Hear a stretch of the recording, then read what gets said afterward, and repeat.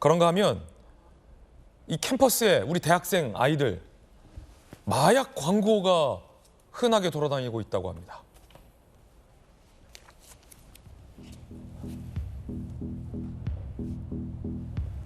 영어로 되어 있는 광고인데 뭐 복도나 화장실 이런 데 붙었나 봐요. Do you need inspiration? 영감이 필요하냐? QR코드로 메신저 채팅방에 연결된다고 해요. 건대, 홍대, 가천대 이 같은 명함 200장을 살포한 혐의 40대 남성 A씨가 긴급 체포됐습니다. 예술 관련 학생들 영감이 필요할 것으로 생각했다. 생활비 마련 위해서 광고를 배포한 것일 뿐 판매 계획은 없었다. 마약류 판매 혐의를 부인하고 있습니다만 경찰은 가볍게 보고 있지는 않습니다. 홍대 학생, 대학생들이 술, 담배처럼 쉽게 구할 수 있다. 무서웠다. 건국대 학생, 마약 거래 투약, 음지가 아니라 일상 곳곳에 이미 스며들어 있다라고 밝혔습니다. 저 명함을 보면요, 우리 큰 대형 미디어 거래 띄웠는데 대학생들에게 이렇게 쓰고 있습니다. Do you need inspiration? 영감이 필요하냐? 라면서 달콤한 말로 유혹합니다. It's totally legal now. 우리가 파는 건 굉장히 합법적인 거다. 라고 하고요. We prepared an innovative product for you, wicked weed. 라고 마약이 아닌 것처럼 우리가 발명한 거는 액체류에 이거 완전히 합법이다. 이것은 너에게 영감을 자극해 줄 것이다. 라고 1g이 너에게 굉장히 높은 영감과 즐거움을 선사할 것이다. 그리고 여전히 이것은 합법이다라는 것을 강조하고 있지만 거짓이죠. 한동훈 법무부 장관이 피자 한 판 발언 말고도 이 발언을 했었습니다. 피자 한 판 값에 쉽게 마약을 구할 수 있게 됐다에 더해져서 이 발언인데요. 지난 4월 발언입니다. 들어보시죠. 가정통신문에 마약 조심해라는 나라 되면 안 된다고 생각합니다. 한마디로 말해서 지금의 마약 가격이 낮다는 것은 굉장히 안 좋은 이 바로미터고요. 청소년에게 마약을 접촉하게 하거나 이런 과정에 있어서는 가담한 정도라든가 이런 거 가리지 않고 구속 수사하는 등 강력하게 처벌할 거라는 말씀도 드립니다. 그래야 되지 않겠습니까? 박정호 의원님, 실제 초등학교 학부모들, 중학교 학부모들 요새요 학교 갈 때 등교할 때 절대 마약 먹어서도 안 되고 호기심을 가져서도 안 되고 마약 조심하라. 실제 학부모들이 그렇게 당부한대요. 예전에는 등교길에 차 조심해라. 그렇죠. 이상한 사람 조심해라. 교우 관계 조심해라. 뭐 이런 거 있잖아요. 우리가 유명인 연예인들에 대해서 이런 뭐 마약이나 이런 거에 대해서 걱정하는 이유는 뭐냐면 애들이 해도 된다라는 인식을 가질까 봐잖아요. 근데 그래서 자꾸 이런 거 이제 그 충격적으로 받아들이고 하는데 너무 쉽게 가까이 가 있는 것 같아요. 청나라가 왜 망했어요? 아편 때문에 망한 거예요. 그 이후에 중국이 지금까지 가는데 100여 년 걸렸어요. 우리나라 같이 인구도 많지 않고 규모도 작은 나라 이런 식으로 해서 마약에 휩쓸리면 우리 언제 어떻게 될지 몰라요. 그리고 외국 나가 보신 분들 알겠지만은 그 터미널이나 공항이나 뭐 지하철 역사 같은데 널브러져 있는 사람들 봐요. 그렇게 우리 아이들이 된다면, 그리고 우리 지금 방송하고 있는 광화문 일대에 그런 사람들이 쭉 퍼져 있다면 우리 어떻게 할 거예요? 저는 진짜 이 시점에서 나라의 장래와 우리 아이들의 미래를 위해서라도 저런 거는 우리 먼저 솔선수범하면서 알려주고 전체 발본 세곤해야 된다고 생각합니다. 검찰도 열심히 해야겠지만 세관도 정신 차리고 그다음에 여기저기 모든 사회 구조가 우리 사회에서 더 이상 마약이 이렇게 만연되고 스멀스멀 사회를 좀먹는 이런 상황이 오지 않도록 해야 된다고 생각합니다. 정말 절박한 상황이에요. 당시 한동훈 장관의 이 마약 발언을 두고 민주당 일각에서는 한 장관이 마약 정치를 하고 있다라고 강하게 비판한 바 있습니다. 특히 이 대검찰청 내에 있었던 마약 전담 부서를 통폐합했던 추미애 당시 전 법무부 장관이 앞장서서 한동훈 장관이 지금 마약 정치를 하고 있다라고 강도 높게 비판했었는데 이제 와서 보니 누구 말이 맞았는가? 라고 본다면 국민들 판단하실 것 같아요. 박윤진 의원님, 예. 마약 정치를 한다. 한동훈 장관하고 이제 자주 보게 되는 법사위로 제가 이동을 해서요. 이제 말씀을 나누는데 그걸 좀 분명히 알아줬으면 좋겠더라고요. 한동훈 장관이. 본인이 이제 검사가 아니잖아요. 법무부 장관이에요. 그러니까 법무부 내에는 마약 사범을 마약 조직과 또 이거를 판매하고 제조하고 하는 이런 마약 조직들을 단속하고 처벌해야 되는 검찰 조직도 있습니다만 법무부 산하에는 또 이 마약과 관련해서 치료 보호 감호 시설도 있습니다. 다시 말해서 마약이 제일 중요한 게 뭐냐면 재범 확률이 엄청 높습니다. 예. 그러니까 여기 아까 정혁진 변호사 말씀하신 좀 빠져나오지 못하는 이런 구조이기 때문에요. 그래서 정말 중요한 건 마약은 차단, 처벌, 그리고 치료와 격리 이겁니다.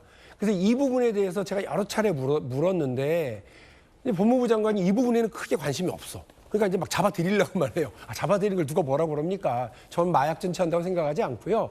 많이 잡아들이고 많이 조직 파괴하고 이 원점 타격해야죠. 예. 그런데 더 중요한 건 뭐냐면 실수로 아까 잠깐 표현하신 것처럼 뭐 오빠 이렇게 해서 잠깐 실수로 이렇게 그 호기심에 접촉했었던 사람들이 있고 또 우리 젊은 청소년들이 있어요. 대학생들이 있어요.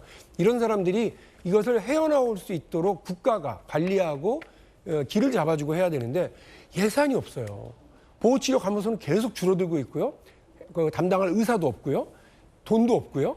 이러니까 이 보호치료를 통해서 마약으로부터 손을 씻었다라고 하는 사람들은 점점 줄어들고 심지어는 입소를 하겠다고 본인이 자발적으로 제가 보호치료 가면서 들어가서 마약을 끊겠습니다 했는데 저 자리 없으니까 나가세요 이래가지고요. 다시 그 사람이 마약에 다시 빠졌던 경우까지 있어요.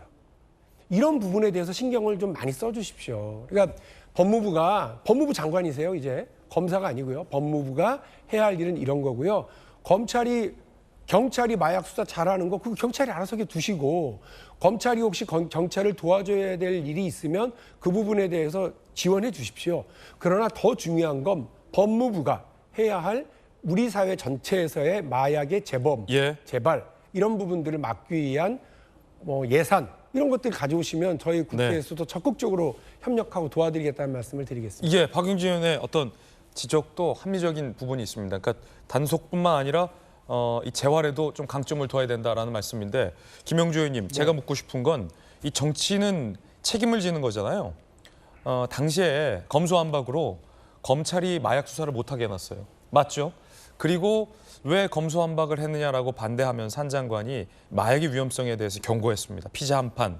그러자 그때 추미애 전 장관은 마약 정치를 한다라고 손가락질을 했고 대다수의 친명계 민주당 의원들, 많은 민주당 의원들은 경찰이 마약 수사 잘하지 검찰만 잘하냐? 검찰은 마약 수사 손 떼라! 라고까지 발언했었습니다. 저희 돌직구쇼에 나와서도.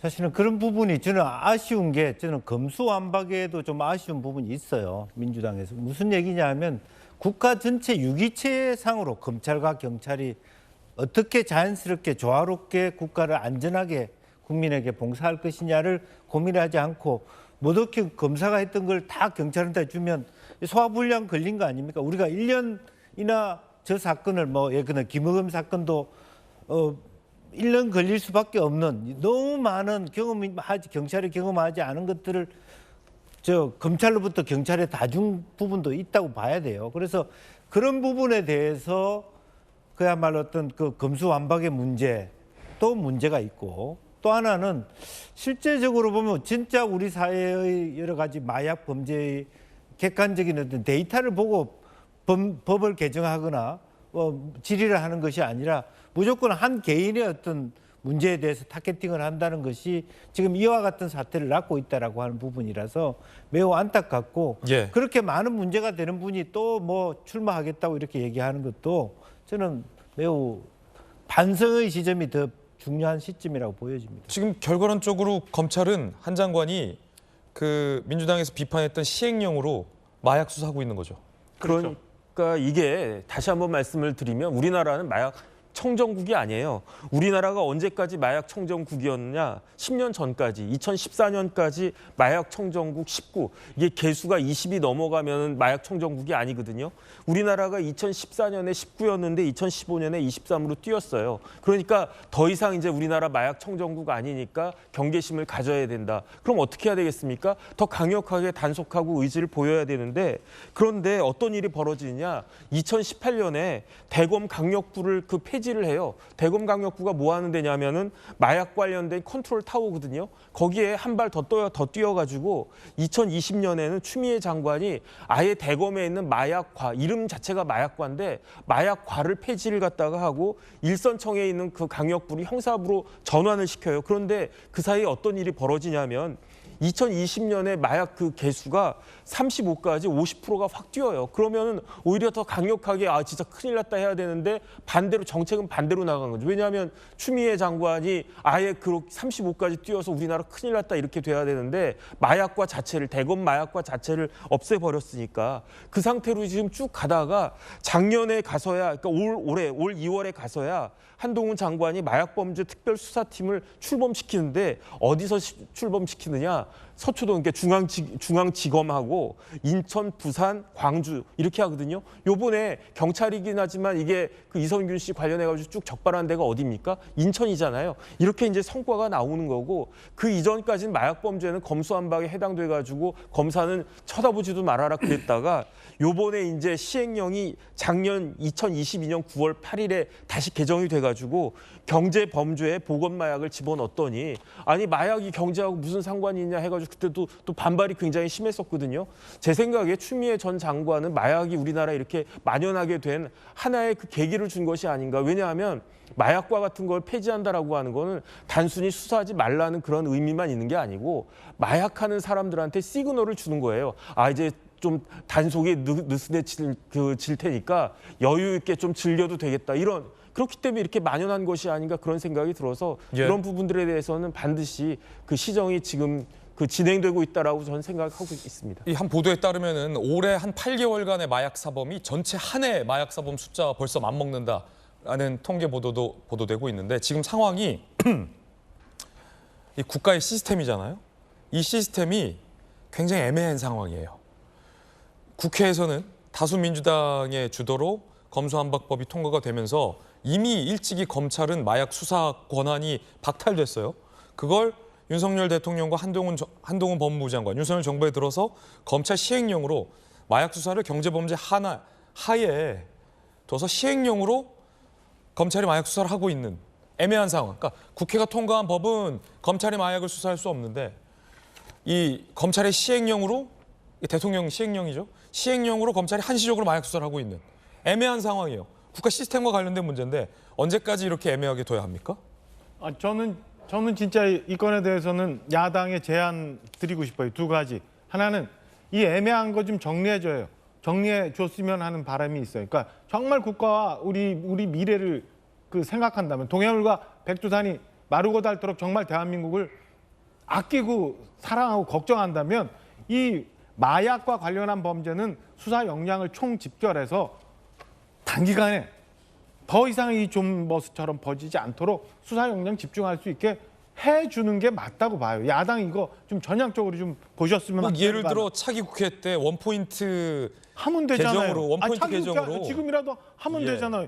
야당이 법안 다 만들 수 있는 의석을 갖고 있는데 이렇게 어려운 법안도 아니고 해줘서 더 이상 마약이 퍼지지 않고 마약을 이렇게 쉽게 접근할 수 없는, 이거는 무슨 정치권에서 여야 흥정하거나 아니면 무슨 다툼의 여지도 없는 거잖아요. 그거를 괜히 무슨 검찰을 억압하기 위해서 저런 말도 안 되는 소리 하지 말고 정말 이것만 해줬으면 하는 것 하나.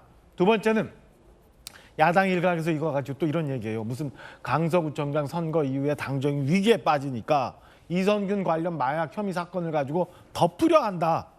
이런 말도 안 되는 얘기 이제 더 이상 좀 안 했으면 좋겠어요. 앞서 저희가 김의겸 의원 얘기했는데 그거 저희가 정말 양심에 따라서 그거 저희가 말도 안 돼서 방송에서 뺀 건데 일부러 아이템을. 그러니까 말도 안 되는 소리 제발 좀 안 하고 정말 좀 본연의 자세로 좀 돌아가서 다툴 건 다투더라도 이런 것만은 정말 국가를 생각해서 좀 전향적으로 좀 검토해 줬으면 하는 바람을 좀 드리면서 제안을 좀 드려요. 제발 그런 것 좀 하지 말라고.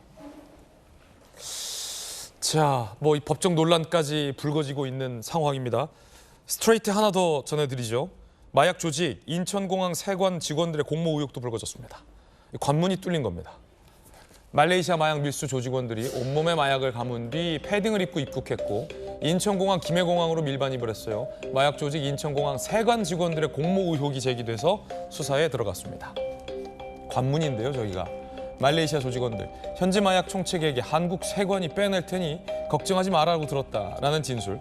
입국 당시 검색대에서 약속된 세관 직원이 빨리 지나가라고 신호를 줬다라는 진술도 확보가 됐다고 합니다.